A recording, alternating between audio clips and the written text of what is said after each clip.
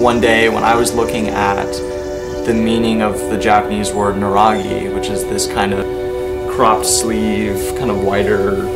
collarless jacket, and we'd always been drawn to that silhouette, but yeah. I looked up what the word meant one day, and in Japanese it means work clothes. So that's the moment where it clicked for me about this idea of such an interesting garment to us that is very different than what we see people wearing is like work clothes in another culture. So then we started talking about like what are work clothes,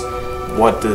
work clothes do, what do they mean. Yeah, we had different references, like some very like traditional, like there's overalls like in the collection that's like a very like American worker kind of traditional garment. Then like we said, like the naragi kind of like jacket like that, and then I mean we had even just like some white kind of like collared kind of shirts that we kind of like took the collar off and kind of like messed with, but like that kind of reference to like a white collar, you know, like suit kind of work kind of look as well. So there's different like references from different places, and then it was just kind of us adding kind of our touch, kind of like what kind of fabrics we like and what kind of silhouettes we like, and then kind of creating a combination of it all.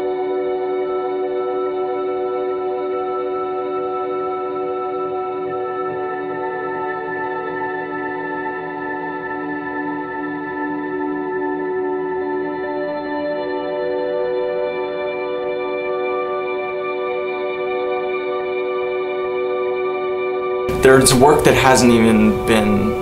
thought of yet or created yet, but then this kind of manual industrial work has to continue, or else, because that's the backbone that allows other types of work to flourish. So I think we were thinking about, you know, what would people wear for that future work or that new work that hasn't been created and isn't going to necessarily require physical labor or a specific type of functionality, but also, you know, how do we make clothes that someone who's both a scholar and a construction worker, what would they wear? Like that person who's between these spaces and is kind of breaking down these barriers between white collar and blue collar, or traditionally masculine, traditionally feminine. What is that new person going to wear, and what are they going to want to wear to feel both comfortable but also inspired by their garments? It was like not tied to any particular background or influence or gender or anything. It's just kind of like a collaboration of it all to create like what we think possibly could be the worker of the future.